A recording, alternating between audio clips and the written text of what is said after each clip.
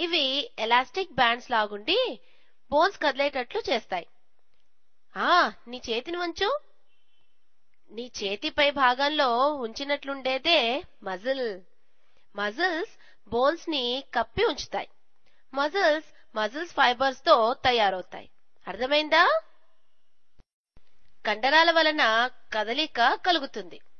కండరాలు లేకపోతే మీరు మీ నోరు అంటే మౌత్ ని తెరవలేరు, మాట్లాడలేరు, చేయి కలపలేరు, నడవలేరు. అంతేకాక మీ ఆహారం జీర్ణ వ్యవస్థ అంటే డైజెస్టివ్ సిస్టమ్ లో కదలదు.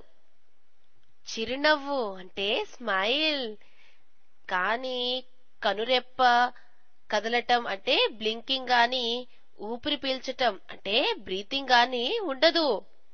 మీ లోపల గాని బయట గాని ఏది కదల్చలేరు. నిజమేమంటే కండరాలు లేకుండా మీరు ఎక్కువ కాలం జీవించలేరు. ప్రతి ఒక్క మజిల్ ప్రత్యేకమైన అంటే పర్టికులర్ కదలికకు కారణం.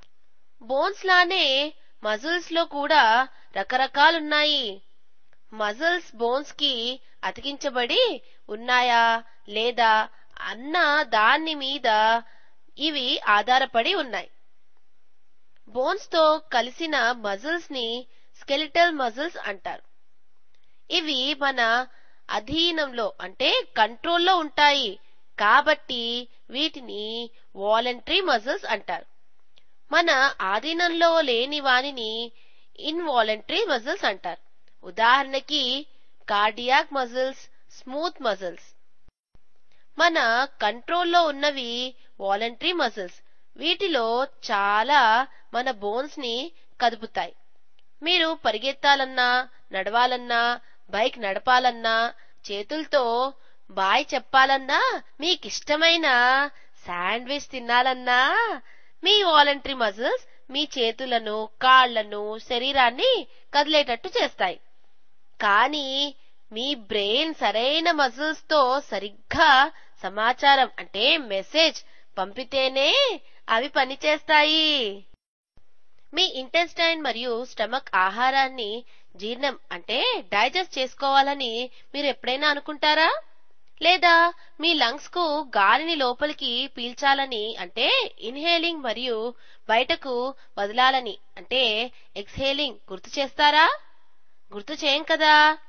ఈ కండరాలు కదలికను మనం కంట్రోల్ చేయం. వాటికి వాటి పని తెలుసు. అవి వాటి పని చేస్తూనే ఉంటాయి. మన లోపలి అవయవాలైన ఇంటెస్టైన్, స్టమక్ లోనున్న వీటిని ఇన్వాలంటరీ మజిల్స్ అంటారు. ఇది ఏ ఎముకకు అంటుకొని ఉండవు. వీటిపై చారలు అంటే స్ట్రైప్స్ ఉండవు. అందుకే వీటిని స్మూత్ మజిల్స్ అంటారు. చాలా చల్లగా ఉన్నప్పుడైనా భయపడినప్పుడైనా మీకు ఏమవుతుంది? మీకు చాలా చలిగా ఉంటే మీ చేతులు మీద ఉన్న వెంట్రుకలు అంటే హెయిర్ క్రింద నుండే చిన్న కండరాల వలన నిక్కు పొడుచుకుంటాయి. అకస్మాత్తుగా అంటే సడన్లీ భయపడిన వెంట్రుకలు నిలిచి ఉంటాయి. మరి గుండె కండరాల సంగతేంటి? అవి కూడా తమంతట తామే పనిచేస్తాయి. మన కంట్రోల్లో ఉండవు. అవి రక్తాన్ని శరీరమంతా పంపటానికి ఆగకుండా పనిచేస్తాయి. ఇవి స్ట్రైప్డ్ అండ్ బ్రాంచ్ మజిల్స్. వీటిని కార్డియాక్ మజిల్స్ అంటారు. ఇవి ప్రశాంతి అంటే రెస్ట్ లేకుండా పనిచేస్తాయి. కాబట్టి వీటికి ఎల్లప్పుడూ అంటే కంటిన్యూస్ గా శక్తి కావాలి. సంగ్రహంగా అంటే ఇన్ ఎ నట్ షెల్ కండరాలు రెండు రకాలు: voluntary, involuntary muscles. Involuntary muscles మరలా రెండు రకాలు: కార్డియాక్ మజిల్స్ అంటే striped and branched, smooth muscles no stripes in stomach and intestine. కండరాలు ఎముకలకు ఎలా అతికించబడతాయి? మళ్ళీ ఆశ్చర్యంగా ఉంది కదూ. బంకగాని వాడతారా? టెండన్స్ అనే బలంగా ఉండే ఫైబర్స్ తో కండరాలు ఎముకలకు అతుకు ఉంటాయి. ప్రతిసారి మీరు నడిచినప్పుడు, కుర్చీలో కూర్చున్నప్పుడు, అమ్మను హత్తుకున్నప్పుడు మీరు మీ బోన్స్, మజిల్స్, జాయింట్స్ వాడతారు. ఈ ముఖ్యమైన బాడీ పార్ట్స్ లేకపోతే మనం నిల్చోలేము, పరిగెత్తలేము, నడవలేము. అంతెందుకు కూర్చోలేం కూడా. కండరాలు ఎముకలు చాలా ముఖ్యమైనవి కాబట్టి మనం ఎలా వాటిని జాగ్రత్తగా చూసుకోవాలి? మనం ఆరోగ్యాన్నిచ్చే ఆహారం అంటే హెల్తీ డైట్ తీసుకోవాలి.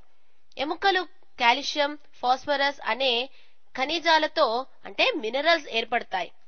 మన ఆహారంలో కాల్షియం, ఫాస్ఫరస్ లేకపోతే ఎముకలు పెళ్లను అంటే బ్రిటిల్ గా అంటే తొందరగా విరిగిపోతాయి.